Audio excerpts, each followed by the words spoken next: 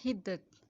धूप की तपिश से, सूरज की गर्मी से, ओजोन के शगाफ से, इंसानों के रवैयों और मखलूक के सलूक से बर्फ पिघल पिघल कर न जाने कब अपना सफ़र शुरू करती है। कहाँ किसकी गोद में झूलती है, किसको चूमती है, कहाँ इसका दम बेदम हो जाता है और इसकी बाहों में सो जाती है। और फिर न जाने वो कब किस सफ़र को किस और निकल जाती है। फिर से वही आंख मचोली किसी से अटखेलियाँ करना, कभी किसी दर्द से अपना रास्ता बना लेना, कभी किसी पत्थर को रास्ते से हटा देना, यूं हिद्दतों का तवील सफ़र मादों में बदल जाता है। मोती बनने तक सीप में मुद्दतों मोहब्बत के कर्बनाक सफ़र होते हैं। तब कहीं कोई सच्चा मोती किसी के सुहाग के तोहफे में पिरोया जाता है, किसी के गले, किसी की उंगली में अपने लम्स की गुदगुदाहट बिखेरता है। हिद्दतों से आबशारें उबलती हैं। तब हमारी ज़िंदगी में नियाग्रा फॉल और विक्टोरिया फॉल पानी की शक्ल में जादू बिखेरते हैं। इसकी ताकत से पहाड़ों कोहसारों के सीने शक हो जाते हैं। खाक की क्या मजाल कि इसके सामने चट्टान बनने की जुर्रत कर सके, और जो बने वो फिरौन है, फिरौन खुदाई दावेदार। पत्थर से जरा इधर हटकर इसके करीब इसने एक लंबे घुंघराले बालों की एक लट को अपनी उंगली में लपेटा और गाल पे लाकर छोड़ दिया। हसीना मन, ये जिंदगी है।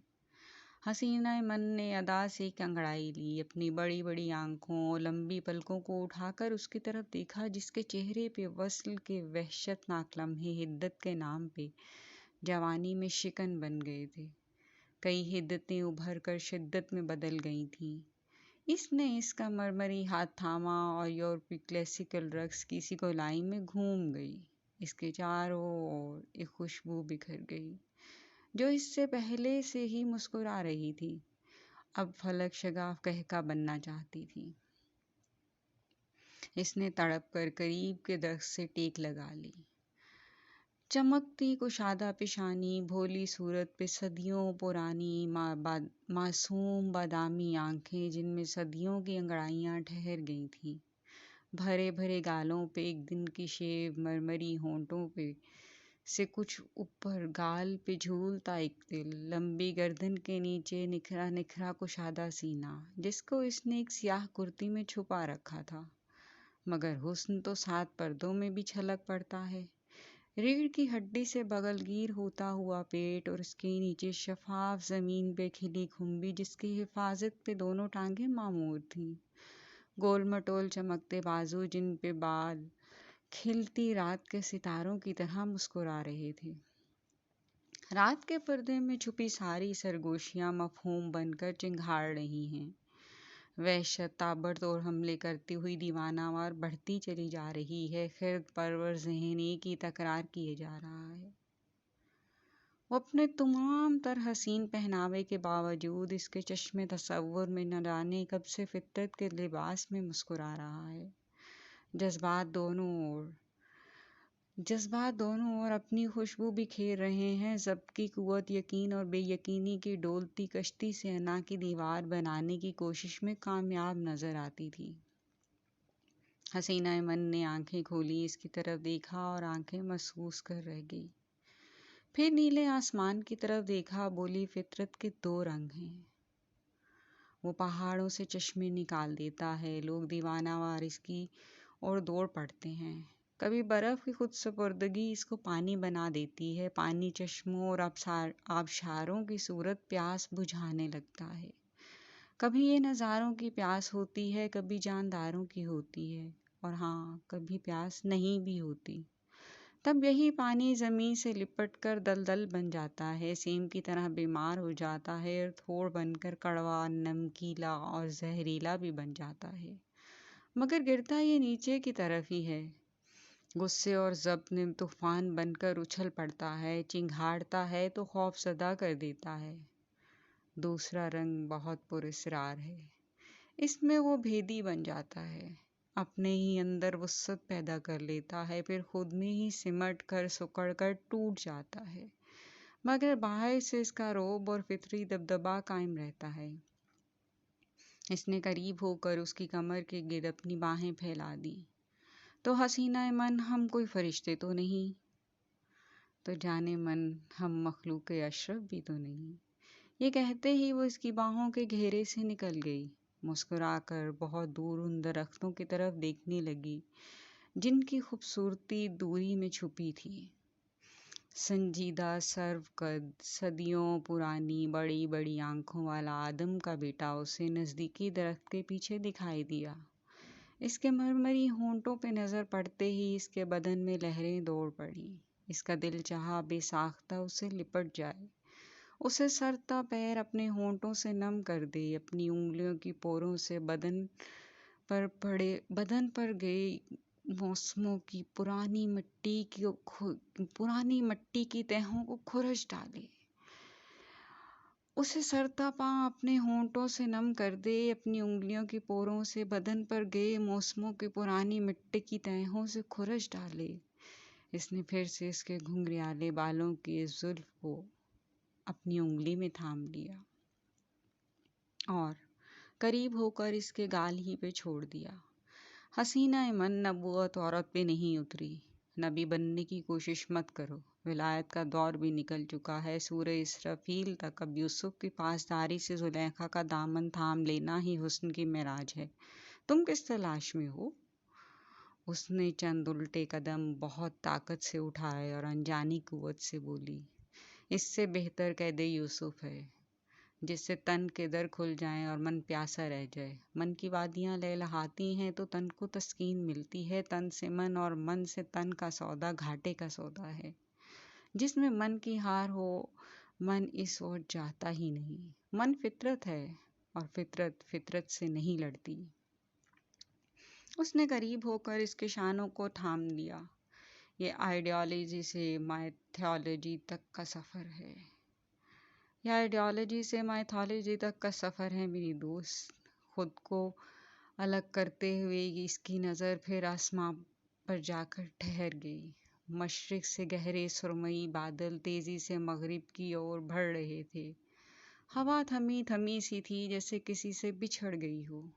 غمزدہ آسمان گہرا ہوتا جا رہا تھا، جیسے کسی دکھ کو گریا کیے بغیر پی گیا ہو۔ اس کے باوجود وہ اتنا حسین، اتنا شفاف تھا کہ زمین خود اس کی اور کھنچے چلی جا رہی تھی۔ اس کے بس میں نہیں تھا کہ اٹھے سارے بندھن توڑ کر آسمان سے جا ملے۔ کبھی تو وہ ایک ہی تھے۔ آسمان تک بھی تو زمین کی حدت یہ پیغام لے کر جاتی ہے، تو ہی وہ سرمئی ہو کر مور بن کر اپنی مورنی کے لیے ہواؤں کے سنگ رقص کرنے لگتا ہے۔ مست رقص۔ جب سب جل تھل ہو جاتا ہے، دونوں بھیگ کر ملتے ہیں تو زمیں کی کوکھ پھولوں اور پھلوں سے زندگی کو بہار رنگ کر دیتی ہے، تب آسمان اس محبت کی سائبانی اور نگہبانی کرنے لگتا ہے۔ اسے اس چمکتی زمیں پر ایک خنبی بڑی بے بسی اور بے کسی سے کھڑی دکھائی دی۔ وہ حسرت سے اسے دیکھتی ہے اور آنکھوں کی ٹپاٹپ اپنی انگلیوں سے گالوں پہ پھیلا دیتی ہے۔ ایک انگلی اس کے گال پہ آتی ہے۔ حسینہ من گویا میری بات سمجھ گئی، وہ اس ہاتھ کو دھیرے سے پیچھے کر دیتی ہے۔ یوسف کو زلیخا کی بات سمجھ آ جاتی تو اسے بادشاہت بہت قبل مل گئی ہوتی، صحراؤں نے اپنی منمانی کی ہوتی تو پیاسے نہ تڑپتے۔ اس نے اس کی کمر پہ اپنے دونوں ہاتھ رکھے، بڑی بے صبری اور بے قراری سے کہا، حسینہ من یہ ظلم ہے۔ حسینہ من کراہت سے دونوں ہاتھ ہٹاتے ہوئے بولی، بڑے دریا دیر سے چڑھتے ہیں اور دور تک چلتے ہیں، گہرے کنووں سے پیاس بجھانے گہرائی تک جانا پڑتا ہے۔ حسینہ من کے روکھے سوکھے رویے سے جیسے وہ چڑ گئی تھی، اس نے دور کھڑے ہو کر دونوں باہیں پھیلائیں اور بہت حقارت سے بولی، حسینہ من دیکھو، شیر شیر کے ساتھ جچتے ہیں، باز بازوں کے ساتھ۔ حسینہ من مسکرائی، میں بھی تو ہمیشہ سے یہی کہہ رہی ہوں۔ وہ اور پیچھے کو ہو گئی۔ حسینہ من، مگر تم بھول گئی، کچھ پھل صرف طوفانوں میں مسمار ہونے، تباہ ہونے کے لیے درختوں کا بوجھ بنتے ہیں، یوں ان کا سارا مان ٹوٹ جاتا ہے۔ وہ یہ کہہ کر واپسی کے رستے کو مڑ گئی اور جاتے ہوئے اس پنجرے کا دروازہ کھول گئی جس میں اس نے اپنے وصل سے سدھائے جانور پال رکھے تھے۔ حسینہ من نے وہاں سے سیدھے ہاتھ جنگل کی اور بھاگنا شروع کیا۔ کبھی کوئی پیڑ اس کو اپنی باہوں میں سمیٹ لیتا تو کبھی کوئی جھاڑی اپنی گود میں چھپا لیتی۔ جوں جوں وہ آگے بڑھ رہی تھی تو جنگل گہرا ہوتا جا رہا تھا، تاریکی کے راز کھلتے جا رہے تھے۔ سدھائے جانور جلد کہیں پیچھے ہی روشنی میں گم ہو گئے تھے۔ اب کوئی آواز، کوئی آہٹ اس کا پیچھا نہیں کر رہی تھی، مگر وہ آگے بڑھتی ہی چلی گئی کہ جنگل کا دوسرا کنارہ ضرور ہوتا ہے، اس کا بھی ہوگا۔ تحد نگاہ اونچے سرسبز شاداب درخت، ہریالی سے ڈھکے پہاڑ اپنے پورے رعب اور حسن کے ساتھ اسے اپنی طرف آتا دیکھ رہے تھے۔ تھکن اس کے پور پور میں سما گئی تھی۔ اب راستہ سفر بن گیا تھا، کوئی کنارہ، کوئی سرا، کوئی حد، اسے دور دور تک کچھ بھی دکھائی نہیں دے رہا تھا۔ اس نے تھکن سے چور ہو کر خود کو خوف کے حوالے کر دیا اور چوٹی کی آخری اونچائی پہ بے ہوش ہو کر گر پڑی۔ اسے دھندلاہٹ میں وہ صدیوں پرانی معصوم آنکھیں، مرمری ہونٹ آتے دکھائی دیے۔ اس نے بڑھ کر اسے اپنی باہوں میں تھام لیا۔ اس کا جسم کانپ رہا تھا۔ اس نے اپنے کاندھوں سے شال اتار کر اسے اڑا دی۔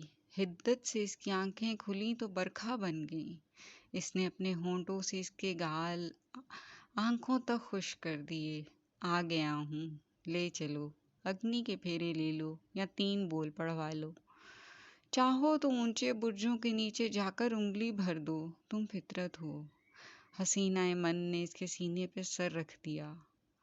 اس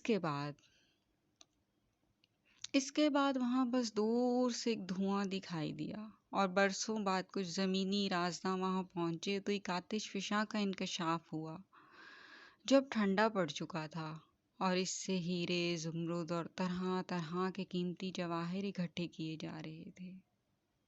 حدت، رابعہ الربا۔